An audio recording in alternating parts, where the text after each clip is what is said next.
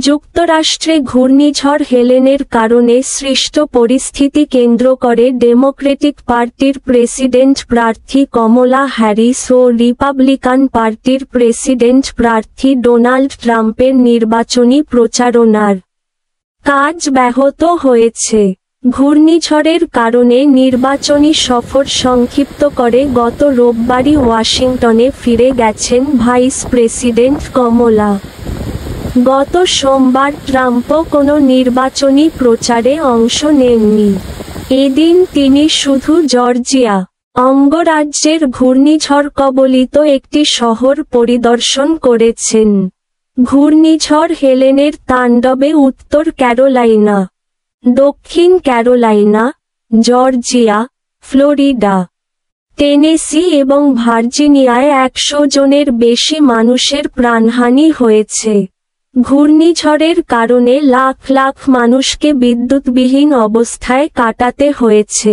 অনেক রাস্তাঘাট নষ্ট হয়েছে। নাম প্রকাশ না করার শর্তে এক কর্মকর্তা বলেছেন। ভাইস প্রেসিডেন্ট কমলা হ্যারিস শিগগিরই দক্ষিণ পূর্বাঞ্চল সফর করার পরিকল্পনা করছেন।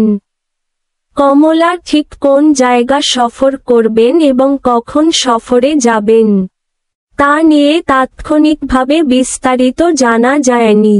ভাইস প্রেসিডেন্ট কমলা হ্যারিস নেভাডা অঙ্গরাজ্যের লাস ভেগাস শহরে নির্বাচনী সফরে ছিলেন। ঘূর্ণিঝড়কে কেন্দ্র করে জরুরি ব্যবস্থাপনা সংস্থা এফিএমের সদর দপ্তরে সংবাদ সম্মেলন করার জন্য সফর সংক্ষিপ্ত করে তিনি ওয়াশিংটনে ফিরে যান। সংবাদ সম্মেলন শেষে এক বক্তব্যে কমলা দুর্যোগকালীন ক্ষয়ক্ষতিকে মর্মান্তিক বলে উল্লেখ করেন। কমলা বলেন, যত সময়ই লাগুক না কেন, ক্ষতি কাটিয়ে উঠতে এবং পুনর্গঠন কাজে আমরা সাধ্যমতো সবকিছু করব। আজ বুধবার ও আগামী শুক্রবার দুই গুরুত্বপূর্ণ অঙ্গরাজ্য পেনসিলভানিয়া ও মিশিগানেও নির্ধারিত প্রচারাভিযান বাতিল ঘোষণা করেছে কমলার প্রচার শিবির।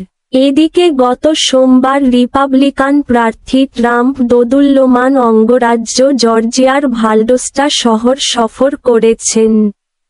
দুর্যোগ কবলিতদের সহযোগিতায় এগিয়ে আসা ব্যক্তি এবং স্থানীয় নেতাদের ধন্যবাদ জানিয়েছেন তিনি। এই দুর্যোগ পরিস্থিতিতে যারা প্রিয়জন হারিয়েছেন, যাদের বাড়িঘর কিংবা ব্যবসা নষ্ট হয়েছে, তাদের প্রতি পুরোপুরি সংহতি প্রকাশ করেছেন ট্রাম্প। গতকাল মঙ্গলবার ডেমোক্রেটিক পার্টির ভাইস প্রেসিডেন্ট প্রার্থী টিম ওয়ালজ এবং রিপাবলিকান প্রার্থী জে.ডি. ভ্যান্সের মধ্যে বিতর্ক অনুষ্ঠিত হবে। মার্কিন প্রেসিডেন্ট জো বাইডেন বলেছেন, চলতি সপ্তাহে শেষের দিকে নর্থ ক্যারোলাইনা সফর করবেন বলে অঙ্গরাজ্যটির গভর্নরকে তিনি জানিয়েছেন। বাইডেন আরও বলেছেন, বুধ কিংবা বৃহস্পতিবার তিনি অঙ্গরাজ্যটি সফর করতে পারেন।